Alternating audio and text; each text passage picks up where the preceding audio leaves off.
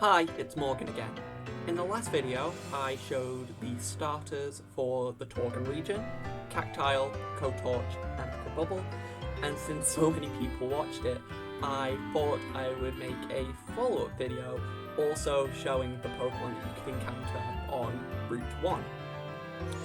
I am still deciding on the format for Torgon at the minute, so please let me know if you have any suggestions or preferences for how you'd like me to show my designs. Currently, I'm leaning towards making a series which follows a traditional Pokemon journey, like Pokemon Cardinal if you've seen that, but feel free to let me know your ideas in the comments. So without further ado, here is the Route 1 normal type.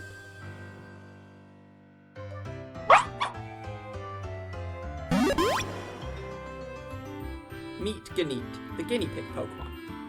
Ganete are social Pokemon living in the fields of Torgon in large networks of tunnels. They can make a variety of sounds which they use to communicate with other members of their group. It is theorized to be as complicated as human language. I have always loved guinea pigs, and I've always wanted one as a pet. Unfortunately, I still haven't had the opportunity to have one, maybe one day. But one of the reasons I like guinea pigs so much is the noise that they make, that high-pitched squeaking, chirping, is so cute, and it's what inspired the design. A, really cute guinea pig, and B, that they make a lot of intricate noises. The noise aspect becomes more a part of it when it evolves. But this is why its stat distribution has a higher special attack than physical attack, as it's allowing it to take advantage of those noise-based attacks, like Echo Voice or Disarming Voice, and it just gets a bit of differentiation from the rest of the Route 1 normals, as I don't think there is any currently that have a higher special than physical attack, but correct me if I'm wrong. I also gave it the ability Runaway, as guinea pigs are quite timid, and this is a common ability for Route 1 normal types, so it fits. And then I also gave it Cheek Pouch, as although guinea pigs can't store food in their cheeks, hamsters do, and this design did take inspiration from hamsters a little bit, hence why I gave these chubby cheeks, because I was trying to make it as cute as humanly possible, and I think I succeeded. For its hidden ability, I gave it Fur Coat, so that with its decent HP, it might be able to take a few hits. And here is the shiny. It is black and white, as that is another colour of guinea pigs. So yeah, I hope you like Ganete, and let me know if you catch it in the comments below. And with that, on to the regional bird.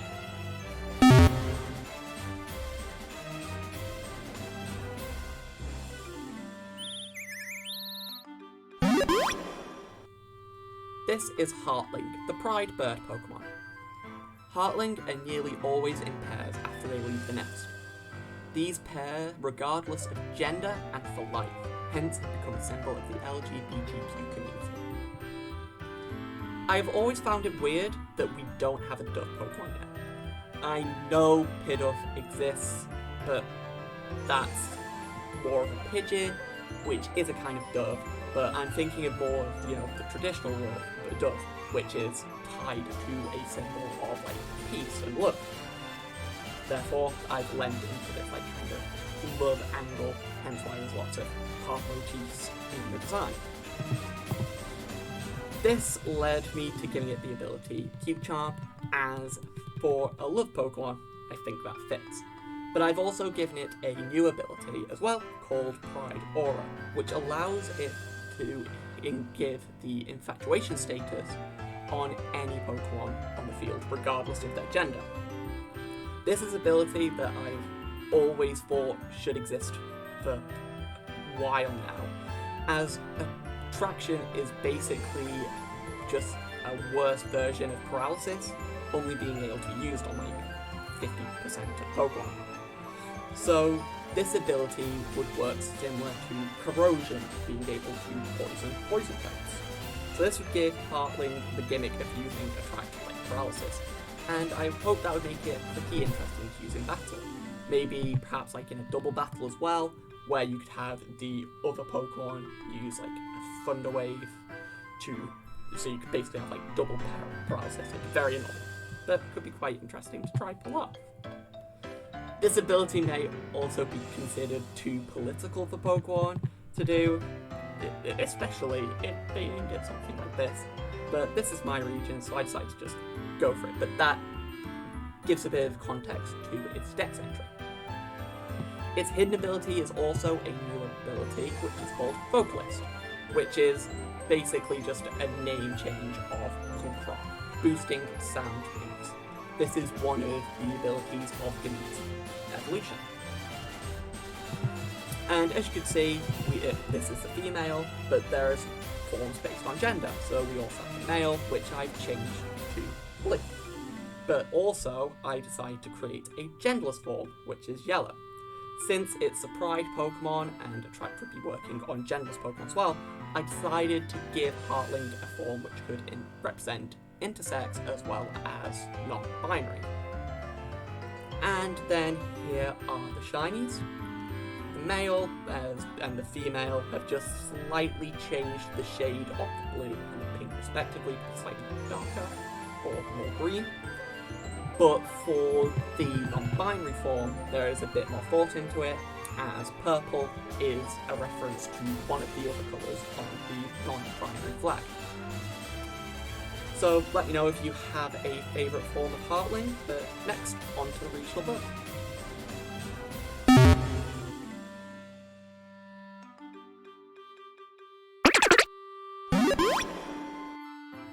Here's Kabilla, the cabbage Pokemon. Kabilla's leaves are highly nutritious and are shed once a day to keep them fresh, as well as to allow for growth. Kabilla grow at an incredible rate, spending most of their time eating to fuel this growth, therefore are seen as a pest in parts of the region. I really like invertebrates. In fact, the bug type is my favourite Pokemon type, so I was very excited when I came to do the regional bug. There is a butterfly, which is quite common where I live, called the cabbage white, and I have always thought that this could be a Pokemon, as you could incorporate cabbagey parts of the name into its design. Hence, Kabilla is the first stage of this. So I've given it a quite large round head with leaves surrounding it to make its head resemble a bit of a cabbage, as well as the leaf-covered antennae also looking like cabbages, hence giving it this bug grass typing. For its ability, I have given it Overcoat, Shield Dust, and the hidden ability Leaf Guard for reference of how it will be using its leafy covering to protect itself whilst it's in this current weaker form. And here is the shiny. I have made it white to be a reference towards the actual colours of the cabbage white butterfly, and I've also made the leaves a lighter green, which more closely resembles the green on cabbages. Next, on to the other regional bug.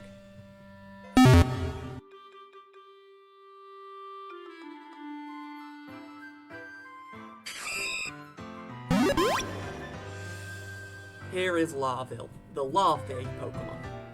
Larville can't spend too much time out of water, otherwise it will dry out.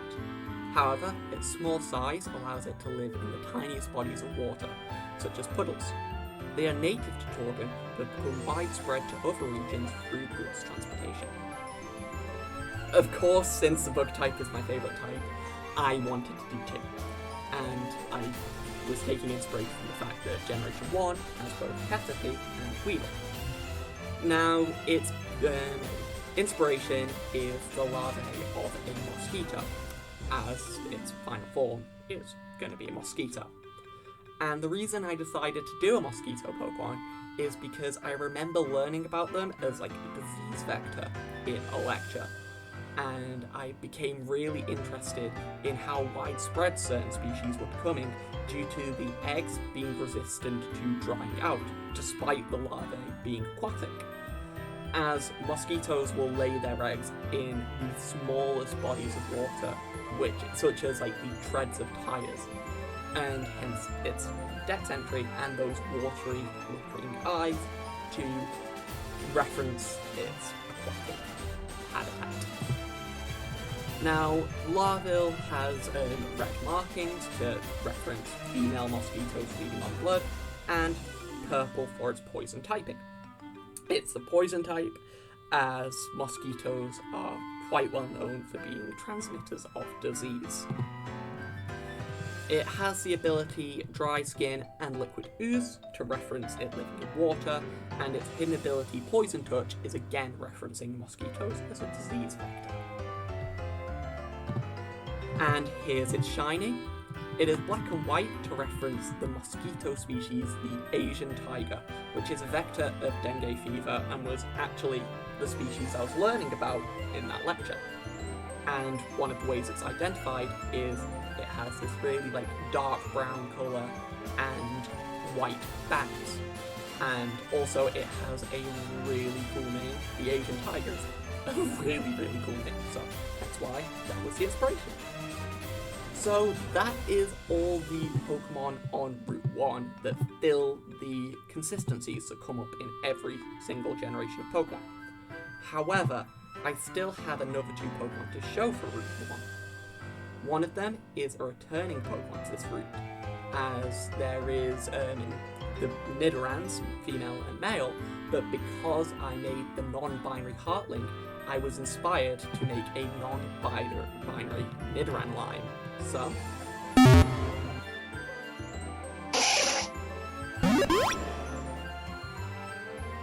meet Nidoran, the poison pin Pokemon.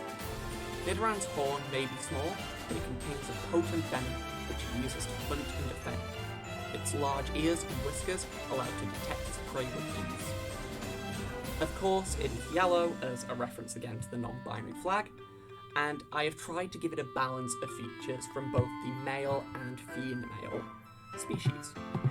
So the whiskers, the small upwards pointing horn, the rounder body, and the number of back spikes are from the female, and then the head shape, eye shape, tooth shape, ear shape, and toe distribution are from the male.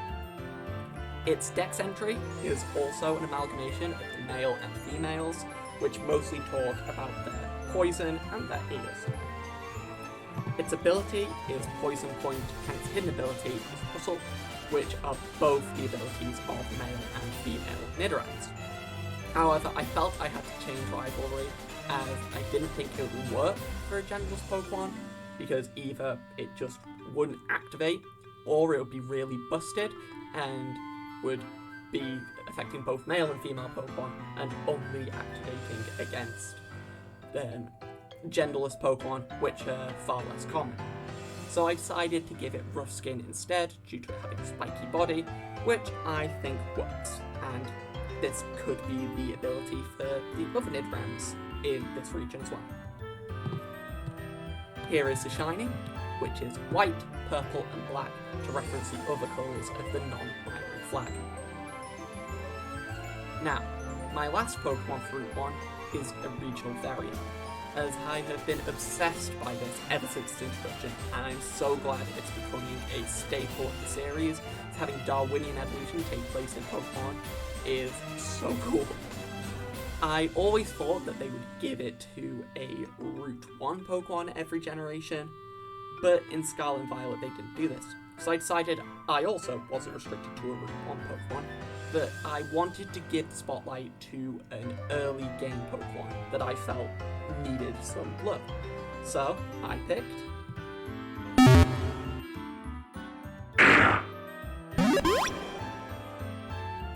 Poochyena, the giggling Pokemon. Poochyena always wants to make others smile, and it's theorized that they feed off laughter. Because of their innate comedic ability, people raise them to perform on stage. However, in other regions they were not successful, and harsh conditions resulted in a different form. I always found it strange that Poochyena is based on a hyena, but that makes no reference to the iconic laughter that they are known for. So I decided that is what I would focus on for inspiration in this regional variant, with clowns being added to the design. Hence, I've given it these incredibly large feet, which are like clown shoes, a large red nose, red lipstick, and a teardrop, which is a reference to clown makeup, but also rhyming with laughter. And it has this large tongue that's just like always hanging out of its mouth. Its colours are pastel to reference the colours of clown outfits, as well as making it look friendlier than its Halloween counterpart. And its white body is to reference clown makeup. I decided that this would make it a fairy type due to making people laugh and playing tricks on them seems to be a very fairy Pokemon thing to do. Stuff like Impidimp. I also gave it the ability to Prankster, as clowns like to pull pranks, as well as the ability to tangle feet, because I can constantly see it staggering around and trying not to fall over due to these massive oversized feet. Its hidden ability is own tempo, as it follows its own path, doing whatever makes it happiest.